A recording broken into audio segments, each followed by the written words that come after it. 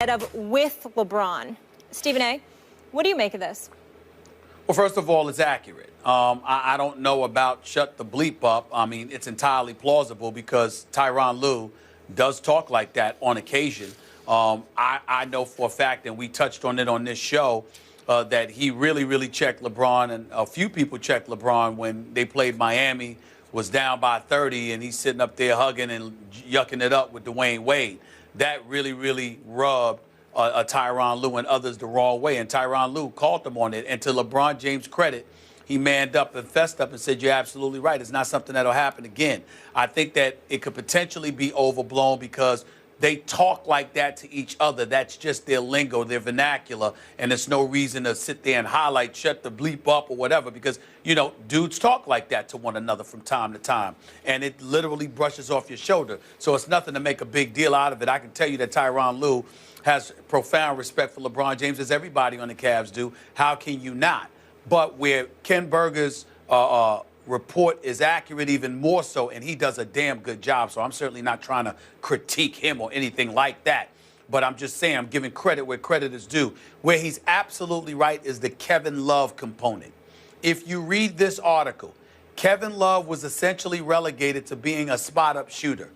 David Blatt really didn't create anything else for him. And Kevin Love was very unhappy with playing that role. And so because he was unhappy with playing that role, a lot of times when we saw him on the court and we speculated about him and LeBron and, you know, not getting along and all of this other stuff, Kevin Love may very well have had a problem with the system per se, the system that was being employed. And LeBron James being on the court trying to execute the system, even though he didn't agree with it, in the end, you can see how acrimony can ultimately swell within the ranks. So what happens? Out goes Blatt. In comes Tyronn Lue. And what does he do? He instantly gets Kevin Love the ball more. Not only that, it's not necessarily on the outside. Yeah, he's usually standing on the outside taking a three here or there. He's on the weak side when LeBron James is getting the ball on the block, whether it be the elbow or the block. But Kevin Love is there too. And he's getting touches in the paint area. And he's a more vital component of this offense because he's smart. And he can play, and he can pass. There's no excuse not to utilize him. So Tyronn Lue figured that out. Outside of that, all they've been doing, according to what they've told me, meaning the players and the coaches, because obviously I've spoken to several of them over the last several weeks, they said what we're doing most is A, we're resting, and B, we're shooting all the time. Skip, I'm there at pregame the other night before game one. I watched Matthew Dellavedova go from the left corner to the wing, all beyond the three-point line, the left corner to the wing, to the key, to the right wing, to the right corner. He hit 9 of 10 three-pointers, 9 of 10, Matthew Dellavedova, because they say he puts in the work, and nobody maximizes his potential more than Matthew Dellavedova. And that seems to be something in combination with a LeBron James, who's a workout warrior, who is fixated on his conditioning, who constantly stays on guys to keep themselves in tip-top shape and be disciplined enough to do whatever it takes. The combination of those two, obviously on opposite ends of the spectrum, a role player, a superstar, and everybody in between is following suit. That's what's going on here. It has a lot to do with Tyronn Lue, make no mistake about it, because the players respect him and his vision for what he wants to do. But they're going out there and executing it because they can, because of the ability and the commitment of their superstar and a role player who deserves a hell of a lot more credit than I've ever given him. I'm going to tell you how highly I regard what I read in Ken Berger's story. We all know Steve Kerr was voted Coach of the Year for the regular season. Maybe it was some sympathy vote because he went through a horrible back issue that almost threatened his career at some point. We know that a lot of people made a case for Terry Stotts being the regular season Coach of the Year. I'm here to tell you, I think Tyronn Lue is making a late charge for Coach of the whole year. I'm talking about regular season and postseason. Tyronn Lue is showing me things that are shockingly good to great. And this is yet another example of that. So, Stephen A., if I do a step back here, and please respond to this, I look at LeBron, the totality of LeBron's career. I thought the best thing that happened to LeBron at age 26 was when he took his talents to South Beach and joined forces, not so much with Bosh, but with his best friend, best buddy, Dwayne Wade. I thought Dwayne was the best thing that could have ever happened to LeBron at age 26. He showed him the ropes. He showed him how you win basketball games at the highest level. He taught LeBron how to win a ring and then a second ring. And he was instrumental in just giving LeBron the peace and the comfort of knowing Dwayne's got his back. Dwayne's right there with him in the locker room, in the huddle, on the court. And then the second best thing that has ever happened to LeBron is that at age 31, he gets Ty Lue as his new head coach. And I think it's changing LeBron's later career professional life to have a guy that he already obviously respected. I kept telling you last year during the finals, and it seemed to happen almost on a nightly basis, and it made me laugh. But I kept saying, I've never seen anything like this.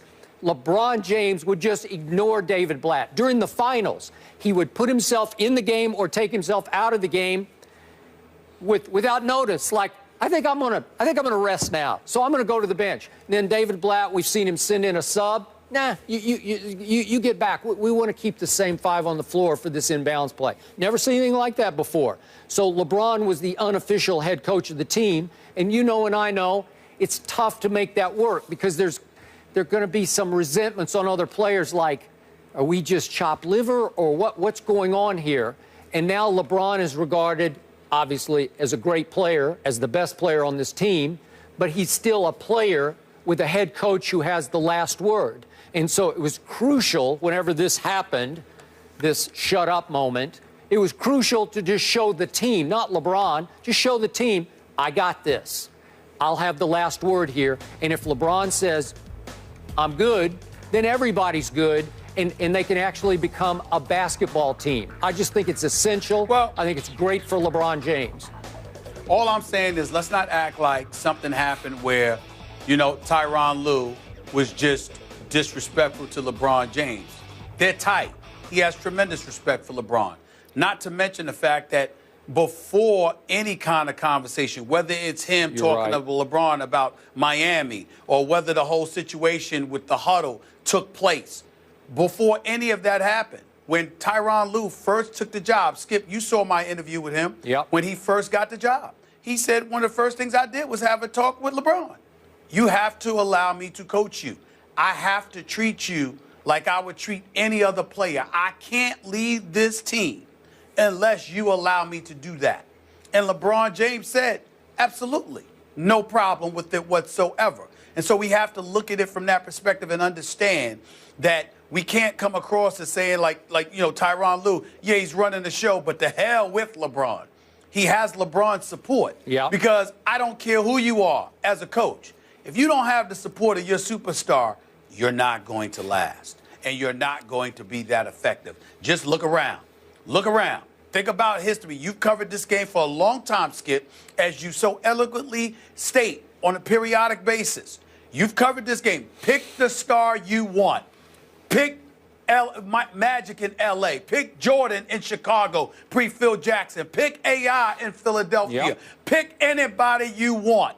If you do not have the support of the star, you will not succeed. You will be fired. Tyronn Lue, that's right. Tyronn Lue is succeeding because LeBron supports him. So let's make sure we keep that in mind. Obviously, if a brand new coach had come in with little to no relationship with LeBron and had pulled that stunt in a huddle, shut up. It's over, man. You have burned the bridge because you would humiliate LeBron in front of the rest of the players. Clearly, he was an assistant. I'm not saying that LeBron demanded that he be elevated into head coach, but clearly he was LeBron's guy. That LeBron blessed that choice. And so they absolutely. So they had rapport, they had a connection. They might have even had a discussion that Ty Lue says, hey, at some point in front of the team, I'm going to have to make it clear that I'm in charge. And LeBron clearly went along with it because they are functioning right now at the highest level. Well, I'm saying it wasn't at any point. It was from the very beginning. Yeah. The moment he took over, they had that conversation. Yeah. And that was firmly established. And by the way, give David Griffin some credit because he's the general manager. He's the one that elevated Tyronn Lue. Keep in mind that when he elevated Tyronn Lue has never been the interim. He instantly got a 3-year deal. Yeah. Prior to that, he was instantly the highest paid assistant in the game because he was perceived as being the heir apparent to David Blatt. This is a guy, Tyronn Lue, that was Griffin's initial choice. Yep. It was Dan Gilbert who wanted David Blatt. Griffin always wanted Tyronn Lue. Okay. And so when you look at it from that perspective, combined with the moves that he made to buffer the roster of this franchise, it's the combination. Yeah, Tyronn Lue's got a really good relationship with LeBron, and LeBron respects him, and that's cool. But he also has the support of the GM, who wants to prove to everyone that he could do this job, that this is his team, not LeBron's. Yeah. And so the combination of that really puts Tyronn Lue in a very, very comfortable position. It does. I agree. To lead. So you have gone out of your way lately to pay your respects to David Griffin for all the personnel moves that he has made, okay? And I get you, and I'm with you on all of the above. But for me, from a distance, the single best new move, new addition that gives LeBron the best chance to win his 3rd ring is this new head coach. That's just me. Absolutely. Sure. Above Channing Frye or whoever. Yeah. You're totally right. But what I'm saying to you is don't just look at the move, look at the particulars. He could have brought him in there and gave him the interim tag. He instantly put him in there, and from day one, he had a guaranteed 3-year deal, basically guaranteed 2 years, option on the 3rd, partial guarantee, that kind of stuff. But he instantly made sure there is no interim here.